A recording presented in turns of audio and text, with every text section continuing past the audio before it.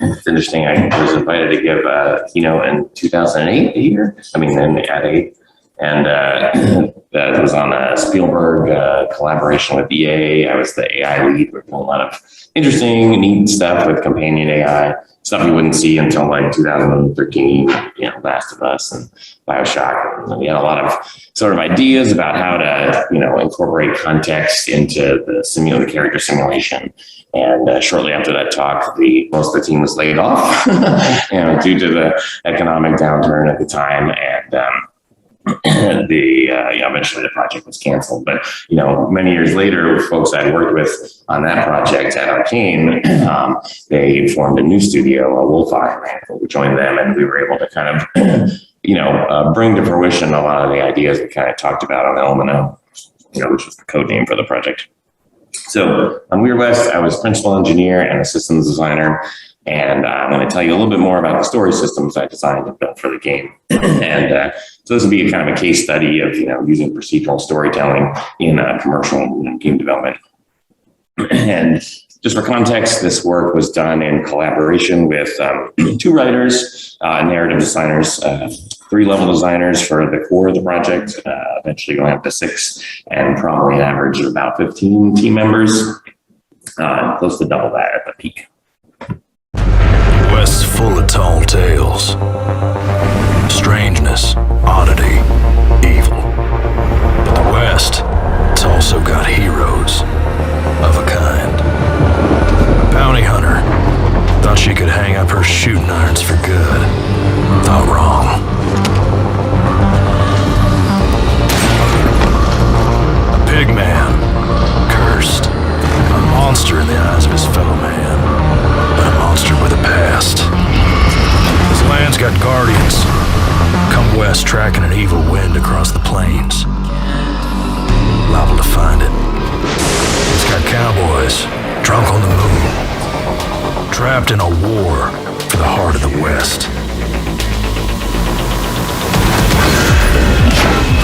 He's got future seers, set to change what's coming before the sun sets. You see, you 5, you're tied together. A purpose deeper than you know. The more you dig, the stranger it gets.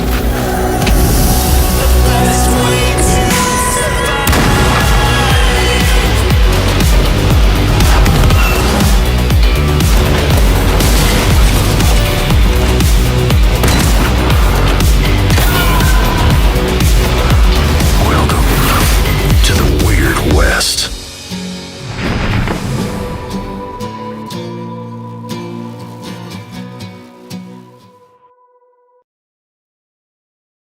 The thing about the Weird West is, it ain't kind. Flesh eaters took your husband, killed your son cold. Time to dig up them shooting irons. The town, flesh eaters were here. Time for some persuasion. How you gonna play this out? Clean and quiet? Or something more resolute? An oddity. Something wakes up inside of you. Trail still hot. Time to get hunting. But there are more than 2 ways to skin a hare. You'll find yourself wearing different pairs of boots with different persuasions. You can use them smarts real quiet like. Or you can tap into something a bit less conventional and bring the West to its knees. Regardless, if you want to survive, you're gonna need to experiment. Use the land to your advantage. Bend the West to your will. Or shoot, become your own force of nature, and bring the West to its knees. This here, it's just a sampling of what's in store. Your actions, they'll inspire tall tales. Tales of brutality, of the occult, the perverse, When they gather around the campfire, they'll speak your name and tremble. Welcome to the Weird West.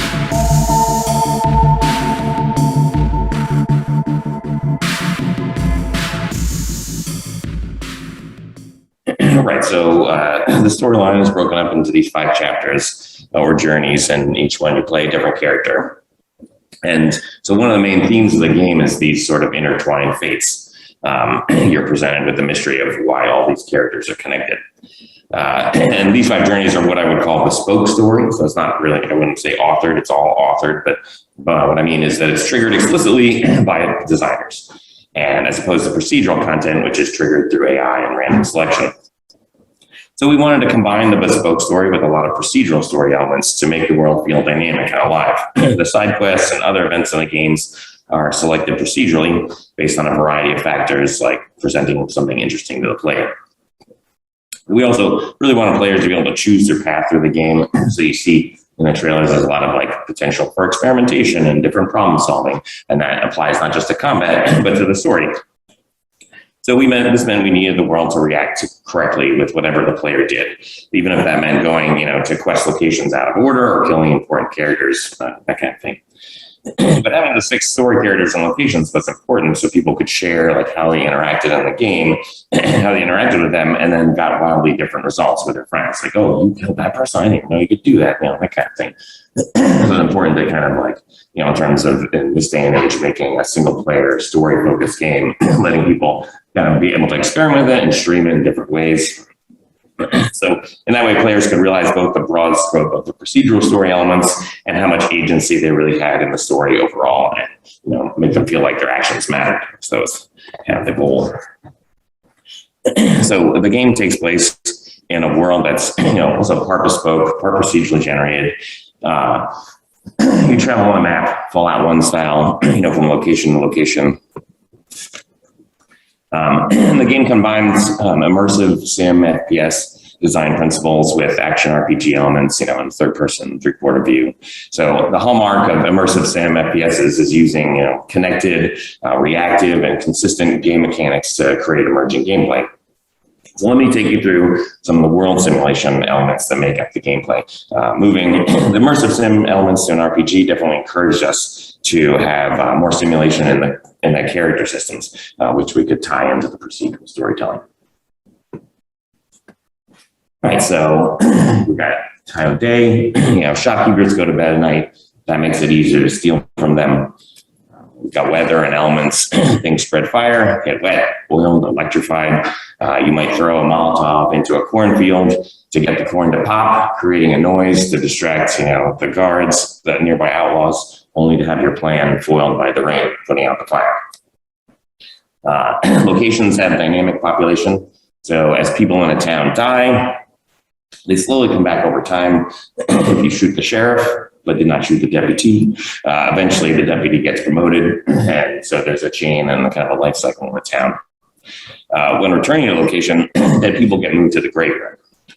So if there is one, some locations don't have one, there's other ways to kind of cleans that up. But if you come across zombies on the road, the system looks for dead people nearby. So, to turn into zombies. So that's kind of, another element of a circle of life in the Weird West. So if you kill everyone in town, the location becomes abandoned. And it'll be boarded up, and you can go in and explore. You might find treasure, that's left behind. But monsters or outlaws might move in, and if you clear those out, the town will slowly repopulate back. We had something called the justice system, which defined sort of minor and major crimes, and like stealing, vandalism or murder, and how characters would react to them, and what the penalties would be. So there might be subtle differences between stealing something from a shop versus stealing, something like an apple off someone's table in their house. You could gain or lose reputation, and with a low enough reputation, bounty hunters would start coming after you. And with a higher reputation, you might get people, wanting to join your posse, which you had up to 2 followers. So So you could take on bounties for extra cash. You know, there's bounty board. You know, we got characters that were generated or bespoke. You know, it might be populate a location, and you could go in and collect them dead or alive. So they're procedurally populated, you know, from gangs in the world, or also story characters, you know, would be assigned as bounties and at certain inflection points. If you'd left a character alive, you know, then they might show up this way. Some NPCs would be randomly set up as family members. So if you go to a homestead, you might find a couple, some kids, even the first journey hero. If her husband dies and you return as a later character, you know, she can end up remarrying, which was just, we discovered that. And it's like, for a while there were bugs where like the characters, the bespoke characters would duplicate. And, you know, like, oh, like it's, you know, her husband's duplicated, but he's come back after he's dead. But wait, he has a different name. Like, no, actually, she just remarried. So it's okay. So each player character's parents are also randomly populated in the world, typically dead, like, you know, with a high % chance. So one of those aforementioned zombies can actually be like your zombie mom coming after you. For a while, actually, like that zombie was like positively, you know, had a positive attitude toward you, and they're like, "Oh, come on, it's a zombie mom." I'm like, no, she should probably still attack you. If you kill someone's family member, they get a vendetta on you if they, you know, are aware of it at the time. Vendettas, you know, would later return to hunt you down, or you could kill a gang leader. One of the gang members might get a vendetta on you for that. If you claim a bounty alive and leave them rotting in jail, they might get a vendetta on you. And so they would just like come back and like attack you with a posse, like periodically, as a way of adding a little more challenge or a spice to your adventure. And then on the flip side, if you saved an NPC in combat or through a quest, they could become a friend for life, and they would show up if you were outnumbered and you know, outgunned. They might show up and help you, which would be super helpful. So on top of those systems, there's chunks of story that are procedurally selected and remixed to be given to the player as they progress through the main quest line. They can be thought of as storylets, chunks of story that define requirements as to when they're available and often have outputs or effects on the game world. I didn't, typically in more popular sort of storylet-based games like Fall in London, the storylets seem more uniform in scope. And so here we had story fragments of different shapes and sizes, and they had different effects on the world, different levels of permanence, fulfilling slightly different storytelling needs. So they're kind of broken up into a few different categories. Vignettes were small, dynamic events. You might be walking by a saloon and see people crowded around a mysterious dead body. You know, talking to people around you might unlock a quest to discover more. Encounters were bigger.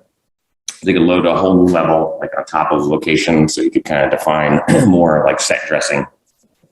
And that would be permanent. So if you left and come back, that state would kind of be there on top of the location. These were how like random encounters on the map were implemented. You know, again, similar to kind of Fallout 1, you know, as you travel, you know, something might pop up and you, there might be encounters you could avoid, ones you couldn't avoid, some you could avoid if you had a horse, and some were just, you know, combat encounters you couldn't avoid or whatever. Yeah, and then quests also use this encounter system to define, you know, an encounter on a story location at a given time. You might come to a town which had, you know, some like climactic events, and you could, you know, change the set dressing dramatically, change the layout with an encounter. So scenarios define how a location, typically an abandoned one, gets populated in out of the ordinary ways. They're more permanent than a vignette or encounter. An example might be a gang of outlaws that's sort of taken over an abandoned location as their headquarters, or a set of monsters that's come in to nest in the abandoned buildings of a town. Then there are less randomized fragments that still use the same APIs.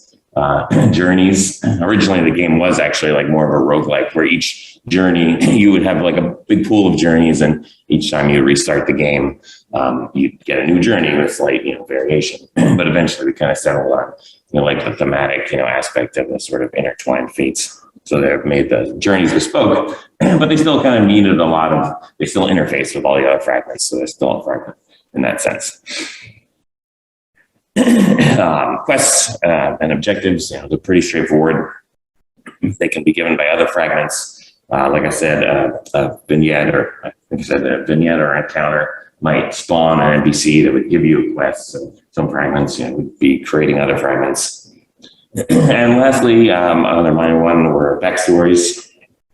They contain all the logic to create the needed background elements for some characters. So the backstories for a bounty would pick a random crime, find a location where the crime could take place. Some might need an abandoned location, some might need a town, some might need a mine, whatever.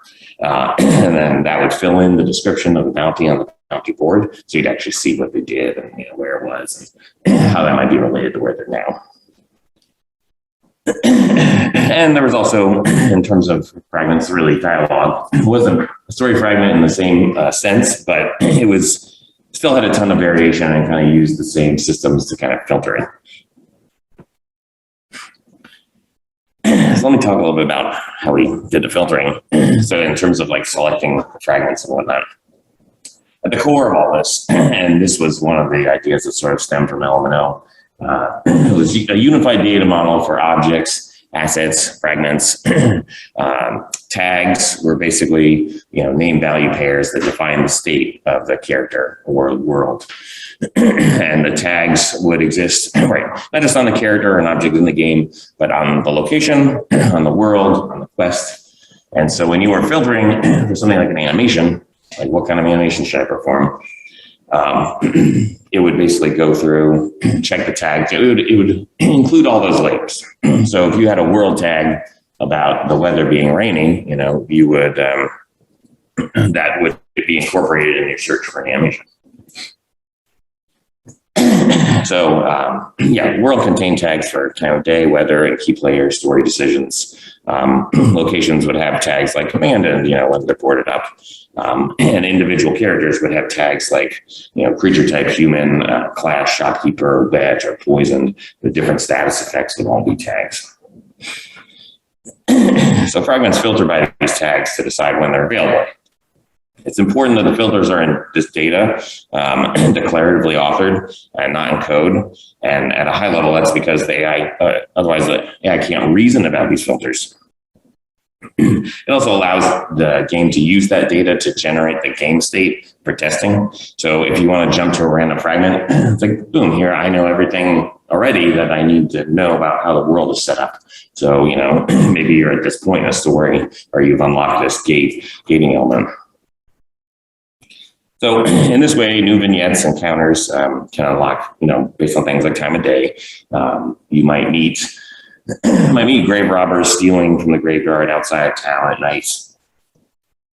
They can unlock by the main quest line of the state, state. So if you've made a choice to empower like a major story faction, new enemies or side quests might appear based on that. Travel map encounters might populate based on proximity to a location. So if there's a village of pigmen nearby, you're more likely to be attacked by pigmen in that area as opposed to other monsters. And so this tag filtering was also used to dynamically select all sorts of assets in the game at runtime. Meshes and materials. So if you wanted to create a character with a tag class shopkeeper, that would pull in from a big database of meshes and be like, oh, these are the shopkeeper meshes. What's the gender? What's the ethnicity? That kind of thing. It would also drive the animation and music and dialogue, like I said. So how do these randomized fragments work in combination with a partially bespoke world? The system casts valid characters or locations in the roles needed by the fragments. So that way, like a bespoke location might still fit in and be used just as, because it has the same sort of tagging and setup and definition as a procedurally defined location.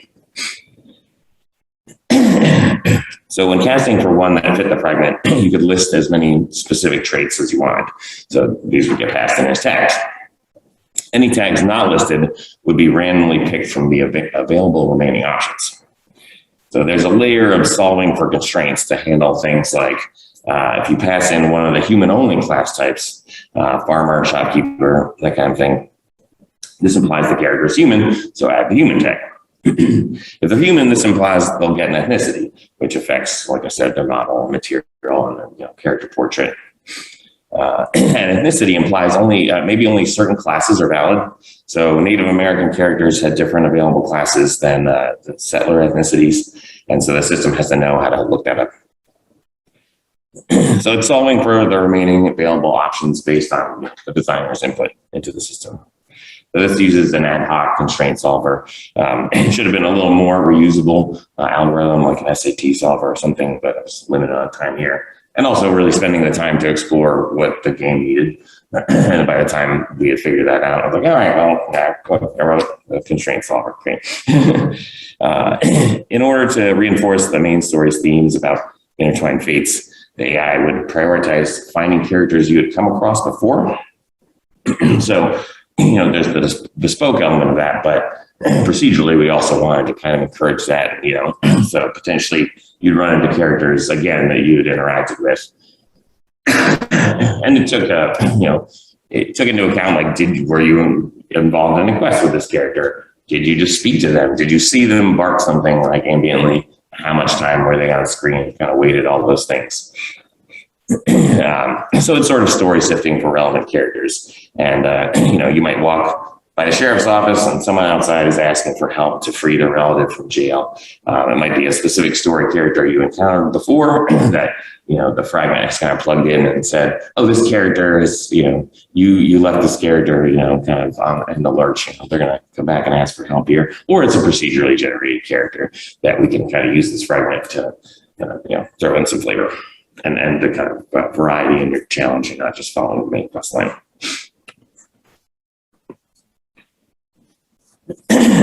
So locations also allowed for random layouts and buildings on top of that. So, similarly, locations would be cast, for like you want a town, you want this, you want a place in the desert. But additionally, they had kind of random definition of how the town was laid out and what kind of buildings could be there. So there were different building types: saloon, doctor's office. Each one, would have multiple versions or models. Each model would have a lot size. So, this would be a small doctor's office or a big doctor's office. And location maps really just had, kind of the terrain and foliage, a little bit of decor. But they also just had different sized lots. So, this map has like 5 small lots and a couple medium and like 2 large. And then it would just include a list of building types that it wanted to populate with different like random weights. So, right, you might have, this town definitely has a weapon shop and a general store, and, it's a big town, it's got a sheriff's office, and then you might have like smaller town layouts, which, okay, you just have like 5 lots, and it's more of a little, stop on the road. And bespoke story maps were basically exactly the same thing. They just had, instead of random weights, they just had, guaranteed weights. And then empty or filler lots allowed a room for growth or dynamic events. So, this lot might be a tree or a water tower, and that's there just kind of as a little landmark. It's a filler. But then, when the plague rolls through the town and the world, it's replaced by a plague tent. There's a doctor there and all that kind of stuff. So casting a location would be more complex. You take a fragment that, say, you needed a downtrodden person drinking in the saloon who needs the help of a town doctor. So you need to look for non-abandoned locations with a saloon, a doctor's office, and if it found none, you might need to look for towns with one of those buildings and an open lot of the correct size. And then if it didn't find any of those, it could still create a new town and find a map that could find a level that would fit any of those valid pairings of allowed lot sizes for those buildings. So in general too, like we started out doing more random population of the world as you went, but then, kind of wanted a little more stability. So we did that generation up front, but still allowed for it. So you could still kind of, and the same thing, same idea was true for characters, that you could, you might define a character with a set of traits, but if another fragment needed them to, they fit the molds, but needed to add a certain trait. You could add a trait as if you had learned this new thing about this character. And so locations could add buildings similarly. It got even more involved in the way buildings could be defined because there was an ontology to be able to specify variation.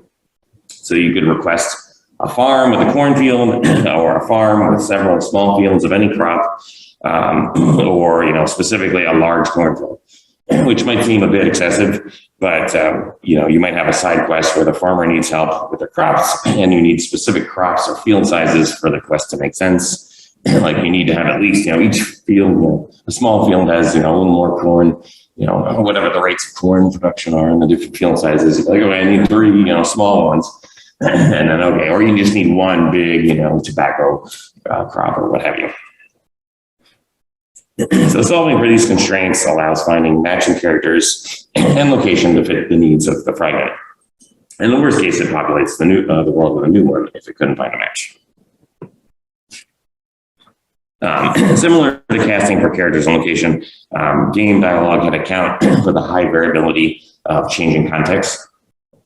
So it built a dialogue tool to empower sort of filtering and searching on tag combinations used for highly procedural barks and also standard RPG conversations. We had like light branching, it wasn't like the sort of branching where you're expressing your personality, but more like, okay, here are the options. Like you can, fight, you can, try to broker peace, that kind of thing. So basic features, you were able to specify conversations by tag. This is kind of a tag here on the left. If you can see this, this is the ending of the bounty hunter journey, ending at the gravesite, quiet, different states that are just, kind of branched options there. Up to 4 people could be referenced in a line.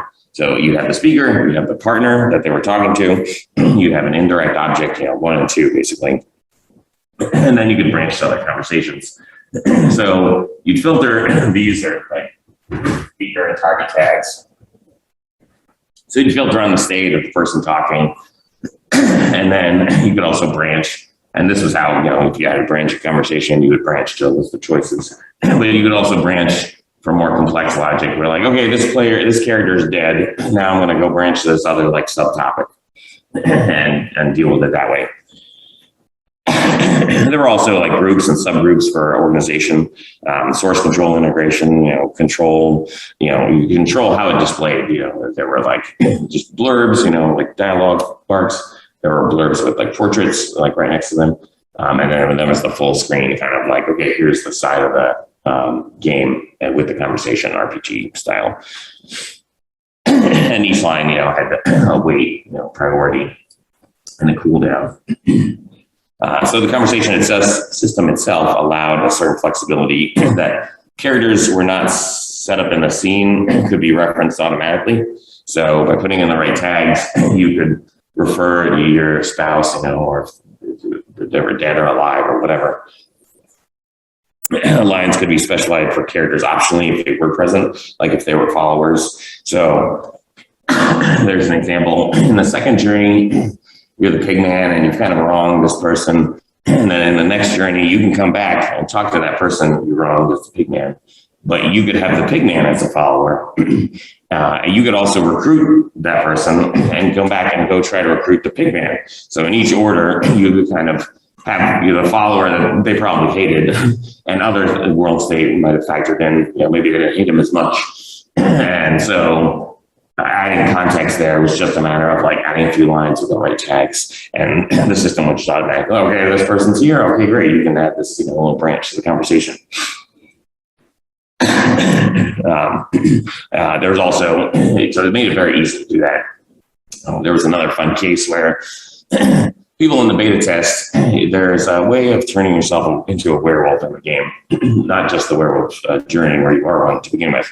But it's kind of a complicated secret sort of setup. You gotta do a lot of investigation, do a weird ritual, collect the right things. Anyway, someone played through and knew that, so they went back and started the first journey, turned himself into a werewolf right away. So So they get all the way through the journey and they're about to save their spouse and they show up like in werewolf, form. And the spouse is just like, oh yeah, great, I miss you, whatever. And we're like, oh, that's not right. That's not right. And, so it was just one of those things like, oh yeah, that's right. We didn't think of that, the sort of context of someone coming back to it. So it's like, all right, just throw in some lines, whether the player is in wolf form, whether you're one of your followers is in wolf form, it's very easy to add that kind of context by just throwing in that data. And similarly, there was some constraint solving around the available dialogue lines based on what characters are present or not to kind of fill that in.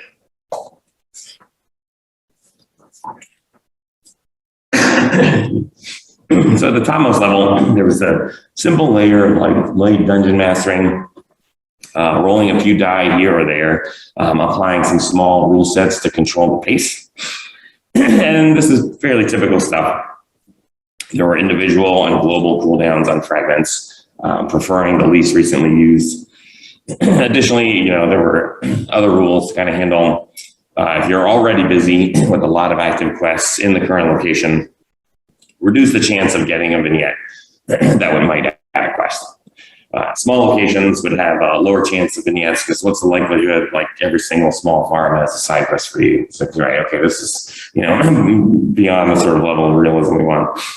If you had simple side quests like fetch quests, it would increase the chance for combat encounters. That ended up being too much. I might be playing through now after some of the latest sort of changes. I'm like, it's still like, I notice it. But in general, the pacing worked out pretty well. Fragments could declare what types of quests they could create. So if you recently completed a certain quest type, it would not suggest another vignette or encounter that might give you that quest. So that would kind of like cool down. You would see the same content.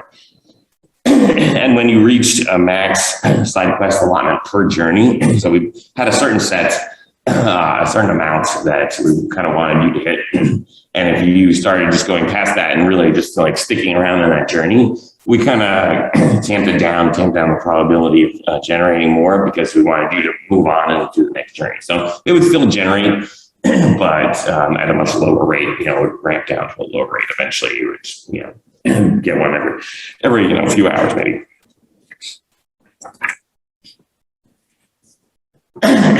So to really push the boundaries of finding interesting ways that procedural storylets can be combined, you can treat it like other heavily proceduralized areas of game content, like animation or music. By organizing fragments into channels, you can control how they overlap or not, and avoiding conflicts or story combinations that would create an undue amount of work to build out. And then you can easily combine channels at times when those connections are interesting, like easy to implement or worth the effort. So in each channel, you're really controlling how frequently the fragments are selected, how varied they are, how often they can repeat and still be interesting. Some fragments, you might be able to repeat them at a more frequent rate.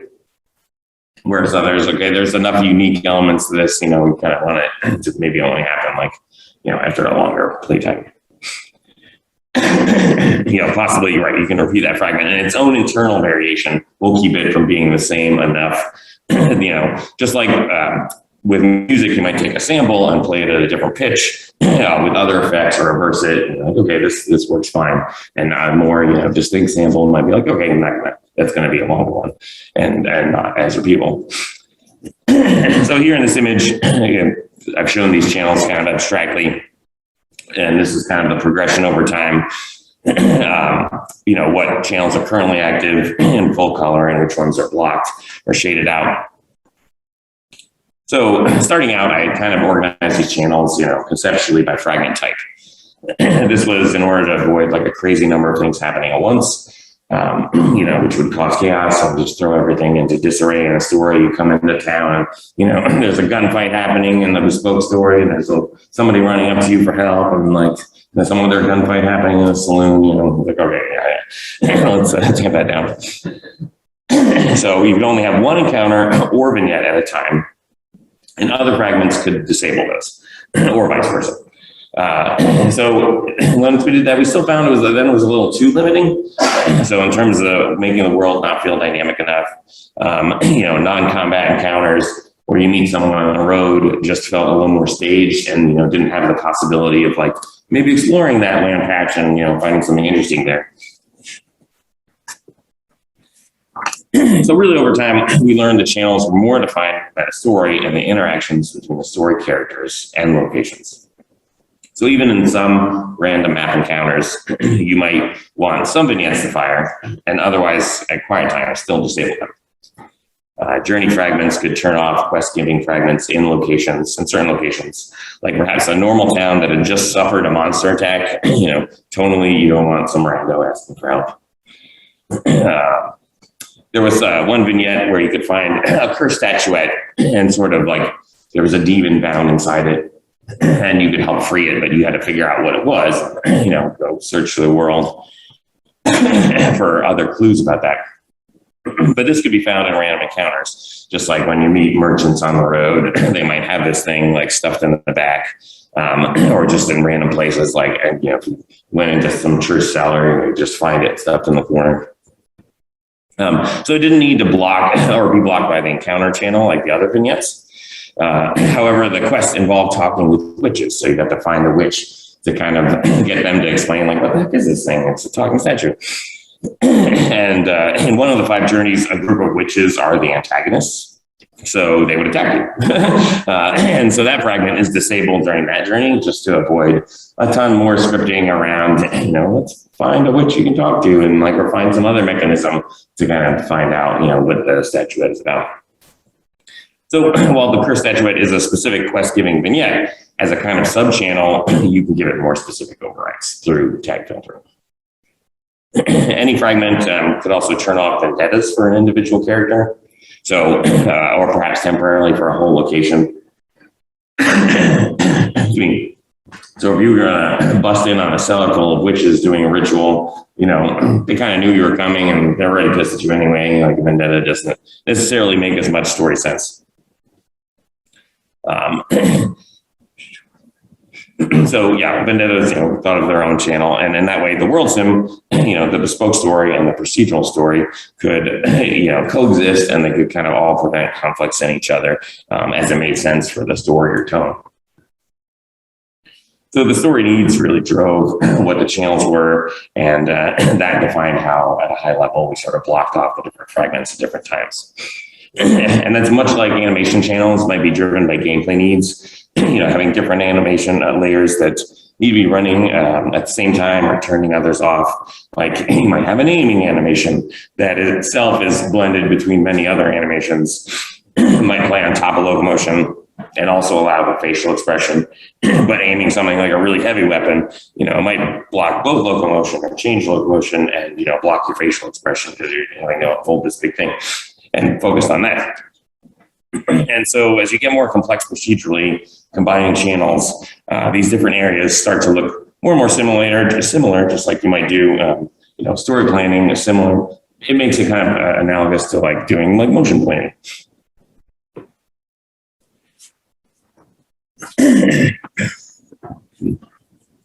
So using these types of structures doesn't just empower the procedural story, it makes it easier to author the nonlinear bespoke story. So we had the ability to kill off almost every major character, any character in the game. There were a handful of immortal characters for story reasons, but you didn't really interact with them a ton, or in the world. You could go to locations out of order and complete objectives early. You could even, as I've kind of implied, revisit your former selves and talk to them, recruit them as you advance new journeys. So the system was built to easily define the edge cases there too. In the first journey, you could go towards a location that features prominently later on, and the game deals with it. NPCs you might think were throwaway characters would actually have become prominent story characters. And we did this in part because part of the game is about examining the consequences of your actions. That's kind of another key story theme along with the intertwined fates. So using the mechanisms for procedural content helped implement and manage the complexity of the possible bespoke story permutations. The main quest line logic could use the same world, location, and character tagging to filter how it populated the quest. Journey quests might spawn their own encounters, just like the Dungeon Master might, and vignettes and side quests as well as part of their storytelling. So you might be given a side quest to go investigate this thread of the main storyline, and that would just fit into the rest of the system the same way. So using the story fragment system, limiting the scope of change, for example, killing a character off early to potentially like a handful of story fragments, blocking and filtering out conflicting fragments, you open up this world of possibilities for the player to uniquely experience the otherwise bespoke story. But it requires exactly the same system used for the procedural randomized system story for them to kind of talk together and work together and exist in peace together. Or peace but chaos. Again, this lets players share their personal experiences with these common elements. And in doing so, they can better understand their own agency in the story, in the game world, and how they've impacted it. So the game has been out a few months. Now we can do a little bit more analysis of how effective this was. I've worked on polarizing sort of games with polarizing responses, but this was interesting because, other games I worked on, it's like, it's 8s and 6s. You're like, okay, which is it? Like, but this is more like 9s and 5s. Like, people really liked it or really were not happy with it. And, and you can see more so in user reviews here. And that's, I think perhaps more a function of like critics, game critics kind of sticking to the very safe range of like 7. And the user reviews, you can see a little more clearly that it's like, pretty polarizing. And some people just like bounce off it. And from the reviews, we kind of piece together that that's due to a few things and then make some inferences about that as well. But immediately, it's the aiming and the combat that they were frustrated with. So not even directly related to the story. The twin stick aiming mechanism ended up being a little too frustrating for people, the initial one, because the camera was locked while you were aiming. And this was like, okay, to help you aim. But ultimately, people weren't quite used to that. And, on PC, they said, oh, this must have been made for the gamepad. And then on the console, they'd be like, oh, man, this is made for a mouse and keyboard. I'm like, well, no. We actually predominantly use the gamepad during development, but that's just, a good sign that you just missed the mark, like, entirely. The difficulty progression was also kind of exacerbated that. Even on easy difficulty, I think the first part of the game is kind of a little bit of a slog. And then lastly, the progression system for gaining new combat powers was kind of poorly handled from journey to journey. You kind of lost abilities. And like, why continue playing if you're going to lose your abilities that you earned? And instead of, kind of giving players like, hey, here, you're starting like a fresh chapter, it's kind of like, oh, I worked for that. Now I don't have it. And to the team's credit, they've addressed a lot of this feedback since launch, but it did present, barriers for players who might have been more interested in the story and the story systems. And it makes it a little harder to analyze the effectiveness of the procedural story elements because of that. But as I said, I think there's a few things kind of infer from that.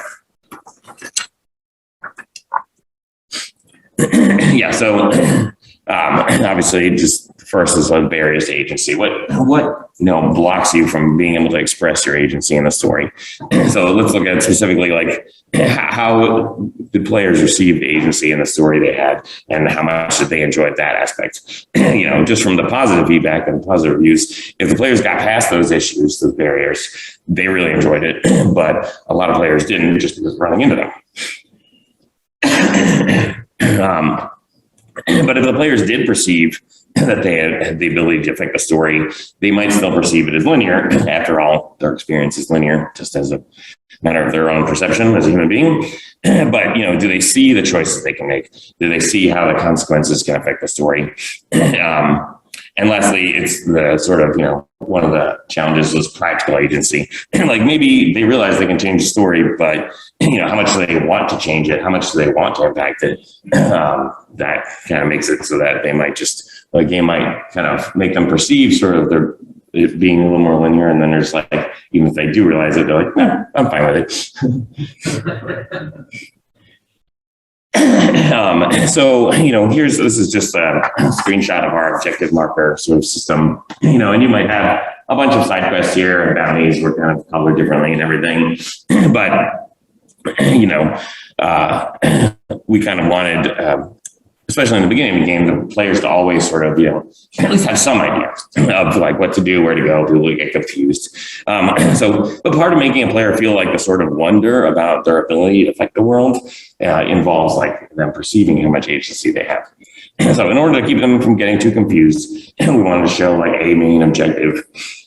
You can go off the course at any point, but when the game is telling you to do like that one thing, that's what most people, especially those who aren't familiar with the immersive sim genre, that's what they'll do. It takes a little more subversive gamer to be like, okay, that's a great idea, but I'm going to go off and do this. The first journey in particular is very guilty of this. I think as a setup, we're trying to like tutorialize more.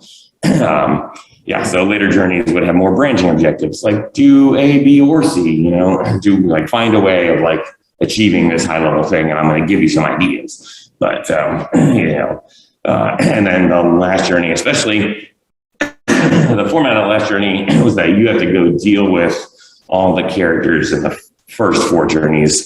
You might recruit them, you might collect their remains, you might just have to deal with them in some way to bring the story together. So that one actually, it's hugely varied. I'll get into that in another slide or two.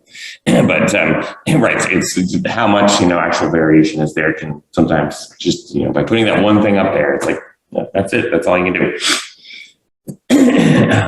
And we did consider using like the Walking Dead style, like so and so, and we'll remember this. But we both wanted it to be more organic, and it didn't make as much sense in context. So if you kill character A, but character B, who is not present and far away, like they might have an opinion about that. If they find out, it's a bit too nuanced to just say like, what we're going to pop up in that state. It's kind of a little unclear what spoils that information versus just like saying like, this is the thing that, the game actually reacts to. It's a good challenge.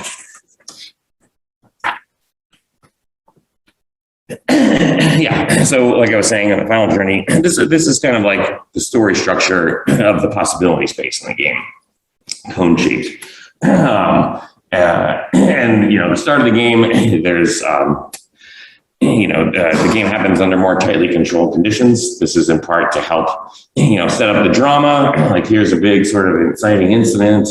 Here's the world and like the tutorial sort of, the things we're going to put in front of you that, we want you to make sure you understand the controls of. We're going to do that in a little more sequence kind of way.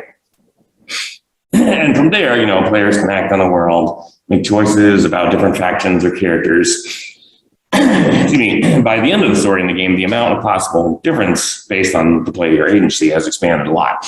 So all those different characters and all the different choices they've made in the last journey, kind of you see the results as you kind of collect or deal with all the previous characters. But you're still doing it like one at a time. Like it's still telling you like, oh, hey, go get the bounty hunter or go find out where her body is or whatever.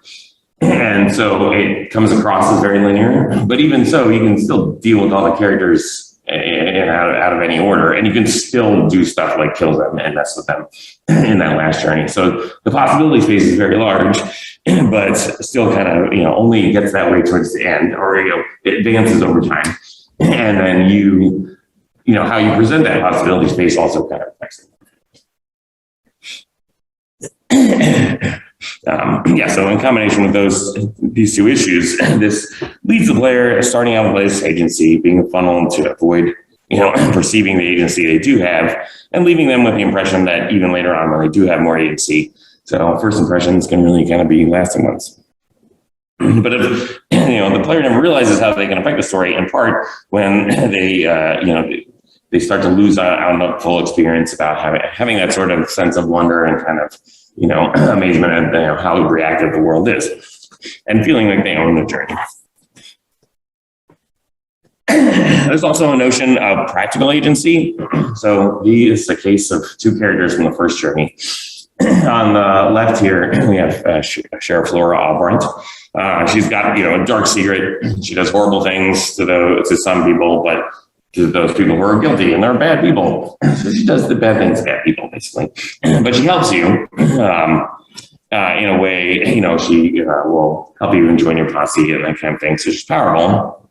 And, and who doesn't like a good anti-hero, right? So she's like, she's got a moral code, she kills the people that are trying to kill you. You can mess with her and you can reveal the secret, you can do a number of things, but at the same time, you're like, oh, but you're helping me and you're cool. So how much agency is there really? Is this a character you want to mess with? So the more likable or hateable, the more one valence you kind of make a character, the more players will pursue that one option of how they treat them. And on the flip side, on the right here, there's Mayor Galen Weeks, and he is evil as evil can be. You want to mess with him in a variety of ways. You want to steal stuff, you want to kill him, you want to set others against him, except he's super powerful. So he's got a big hacienda with 20 guards, and you want to get in there and steal something, good luck. So, it's practically speaking, it's just too difficult to actually, kind of use your tools to kind of have agency in the story around him. But again, if you do end up killing him, he does actually show up on a later journey as a key figure, and you change that. But the problem is, if you did kill him, you don't always know later on that was actually a factor. So it's okay, I kill him, and that might have made your life be a little easier, or but yeah, how surfacing that to the player in a way that they're aware of that can be more difficult, because you just might have cut that chapter out and that's interesting, but you're not aware of it again. It doesn't really matter as much to the player. It doesn't make them feel that way. It's oh, this is cool. I did that and that affected this. And so even though in both of these examples, various eventualities are covered, you really have to analyze how many players do what, to gauge how effective it was. And so lastly, there's the question of what tools does a player have to affect their story? In Weird West, the predominant story verb, besides some bespoke story, bespoke RPG conversations, is killing. Who you kill, when you kill them. Granted, it is an action game that heavily features combat, but it is the main story affecting verb. And when you have a lot of verbs, I think players can more easily see the possibility of at any given inflection point. It's oh, I can do all these things. That affects the story well. With one verb, you have to show them the possible variation over time. So it really relies on classically good story-lit, kind of episodic story design. Interesting requirements that make story-lit triggers feel unique and earned. And having them have meaningful output, impacts on the character or the world that make the player feel, the story has advanced to them. And that's crucial, to showcase the change of, what changes this one verb over time kind of allows you over and over. Long quest lines need to be broken up into more vignettes and encounters and multiple quests with more potential for different entry and exit points, not just sort of branching changes. And designers also often push for unique NPCs, in a populated location fragment, being okay, we're gonna have this fragment where you have to help somebody collect some money, collect a debt they're owed. But they kind of come up with a little story for the character in their head. I'm that's cool, but what if we didn't have that? And it was you relied on the procedural character generation to, you have to trust that that's gonna give you a little interesting character that kind of, will add some context to the fragment. So, it made it harder to reuse existing NPCs. And so, the producer and I would periodically have to go in and be nope, okay, make this generic. So practically speaking, there wasn't as much NPC reuse as, originally I had intended to be. And, it still happens, but it's a lot more subtle and not as effective thematically, I think. And, inevitably you have to scope down, and the first things on a chopping block were the longer form side quests. So, because they were more chained together and not broken up enough.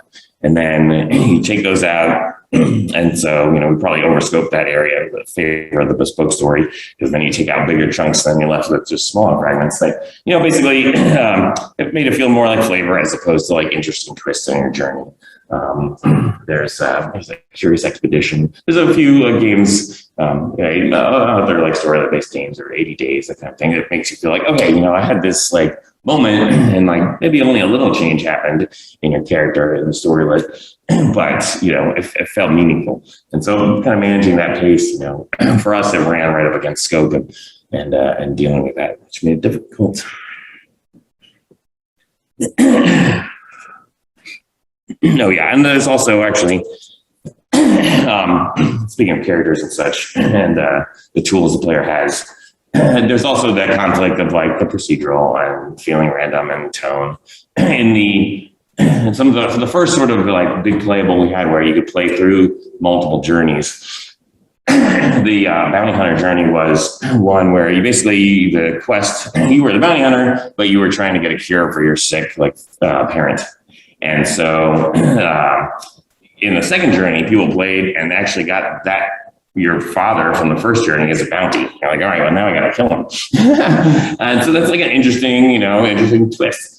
But it was like, okay, well, we don't want to do that conflict, and we don't necessarily want to create the sort of the custom content for that branch as well. So you like kind of turn that option off via the fragment tagging. But it's really a question of like the tone and how much you balance between those two elements. It's kind of always sort of threading the needle. So in conclusion, story systems that author procedural story fragments declaratively using data-driven modeling of story features are key to building AI that can reason about storytelling to a player. Tools for authoring procedural story actually become great tools for creating nonlinear bespoke story. But most importantly, creating a player agency with procedural storytelling is this complex mix of not just giving the player options to change the story, but making sure they understand that they can change the story, understand why they may want to change or have agency in changing the story, and balancing the needs of various story elements so there's real practical choices in affecting the story. And that's it. So, does anybody have any questions?